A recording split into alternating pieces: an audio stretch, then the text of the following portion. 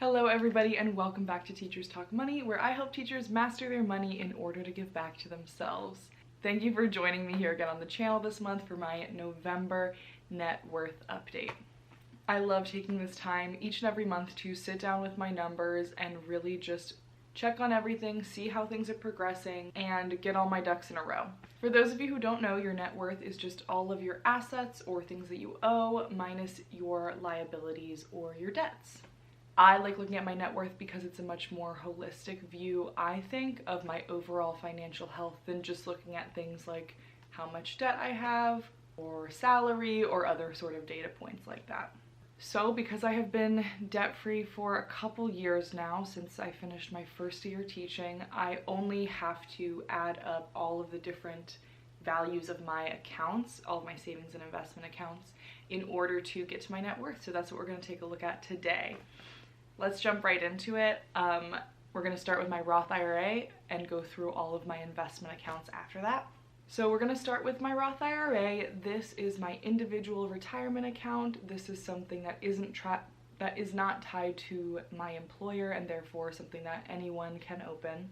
My Roth IRA is currently valued at $18,190, which is up $398, almost exactly $400 since the last time I captured my net worth.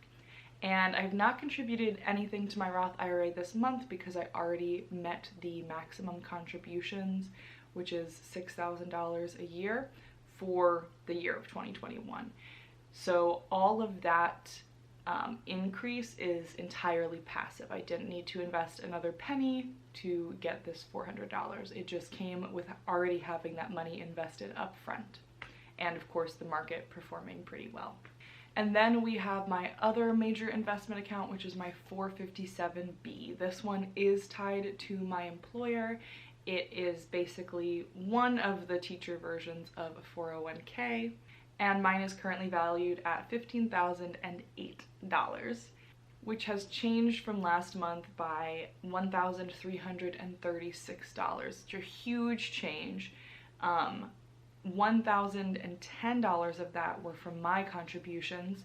It's a little higher than it normally is because my paychecks have been larger in November because of like trainings that I'm finally getting paid for and class coverage and things like that.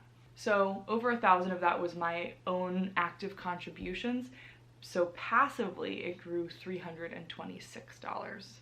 Which again just comes down to me already having a lot of money invested in that and being able to finally like see the rewards of that, and of course just the happenstance of having a good month in the market.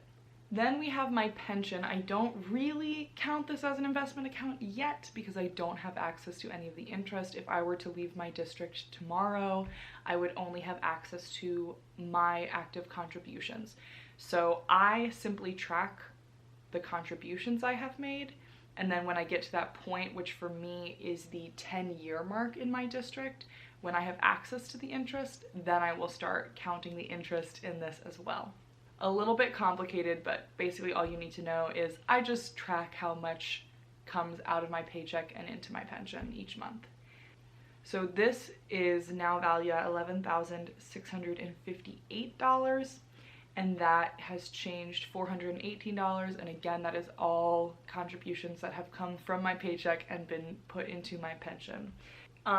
This is something people mentioned in the comments of my last net worth update. My pension is, like, I am required to put this money in my pension. I cannot lower the amount. I think it's 7% of my paycheck goes into my pension, and that is automatic. I can't opt out of it, so it just is what it is. Pensions can be a really, really awesome thing if you stay long enough to vest. I personally would like the flexibility of having that money in my hand so that I could then reinvest it in things that I have access to before vesting, like such as my 457B. But I'm not complaining. It is a good benefit, and I do plan to stay in my district for a very long time, should everything go according to plan. But in case you were wondering, it is mandatory that I put that money in my pension. I also have a supplemental pension with my district that only updates once per year in like July, so it's valued at $798, and that's going to stay stable until this summer when I'll give you an update when it finally updates on the system.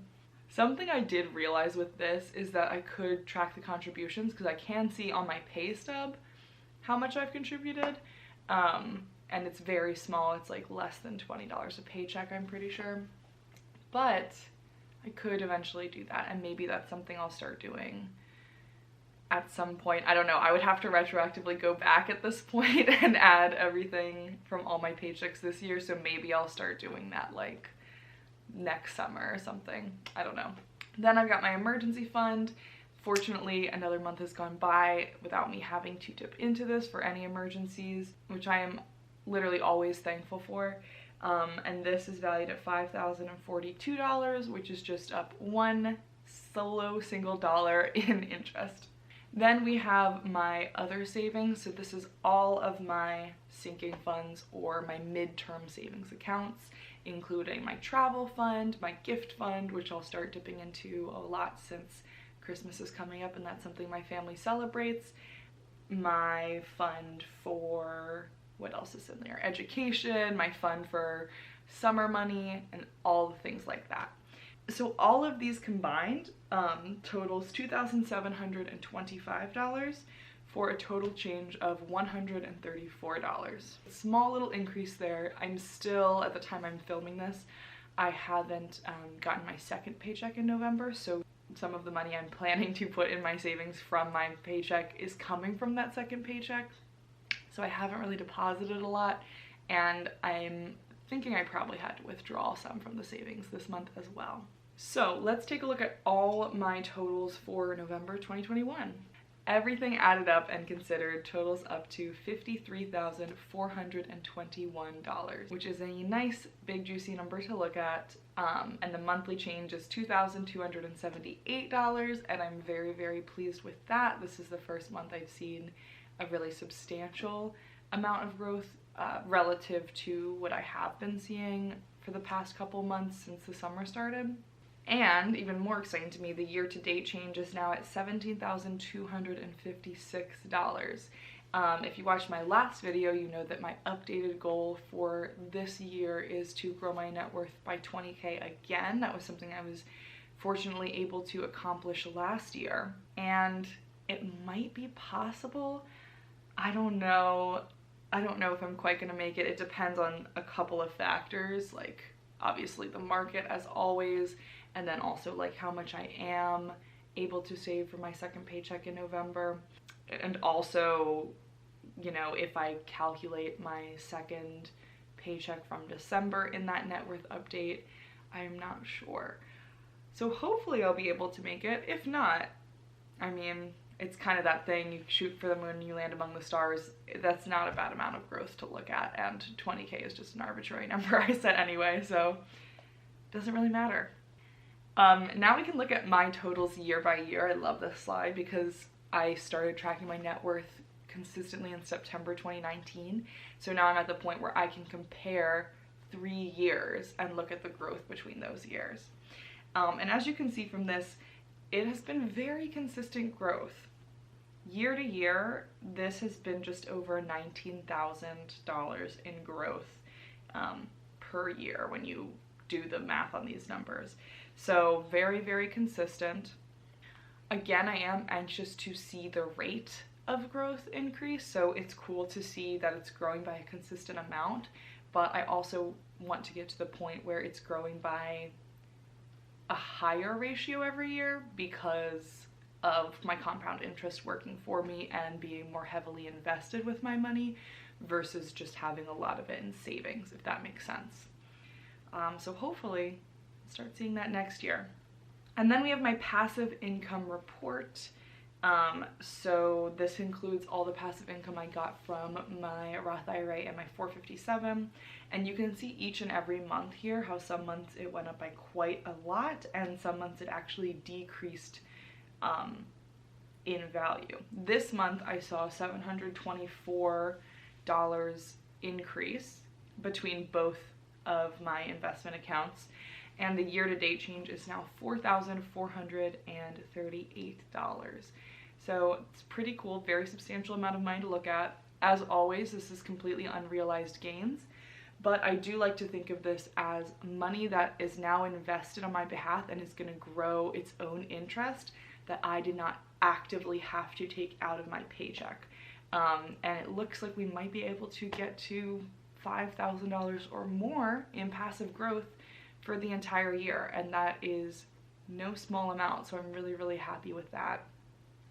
And I love that I'm able to start showing you all that really the magic of compound interest and the fact that you do have to put in a lot of work up front, but then time is on your side and the money that you already have invested is on your side, and it just keeps growing on top of itself, which is really one of the best opportunities we have to grow our net worth.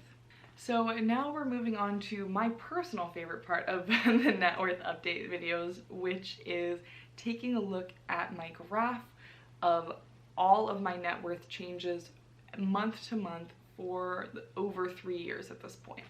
Now, for some context, my net worth when I started my adult working life was negative. I was in more debt than money I had to my name, which is unfortunately a very common story because our higher ed system is just super price inflated and extremely unaffordable. So I estimated, and I'm not totally sure about this, but I estimated that my net worth graduating college was probably about negative $10,000.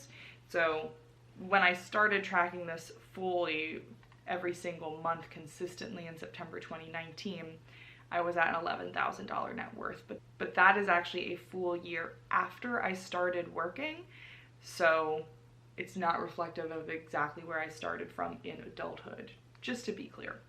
But let's take a look at the graph itself. So here you can see a couple trends. It's consistently increasing over the months of September to June, and then it decreases every summer in July and August when I take off work to live on my savings. And this past summer, the dip was much, much more significant because I also moved apartments and bought a used car over the summer. So huge dip last summer, small dip the summer before that. And we're currently on trend to basically get back to the place I was at before summer started, which I think was around $57,000. So we're still on track to do that. Doesn't look like I'm going to be able to do it by the end of this calendar year, but probably pretty shortly after, hopefully. For reference, last year I was just getting to the point where I was surpassing where I was before summer started in November. So it's going to take a couple extra months this year, probably through January or February at least. But I'm on the road to recovery, and it's cool to look over the long term at how much things have changed. So those are all my totals. In terms of a reflection for this month, I'm not really feeling overly positive or overly distraught or negative about this net worth update. I'm just satisfied with it, and I'm excited to see what December holds because it would be great if that month could take me over the 20K for the year mark, and how much closer it's going to get me to getting back to where I was before this summer.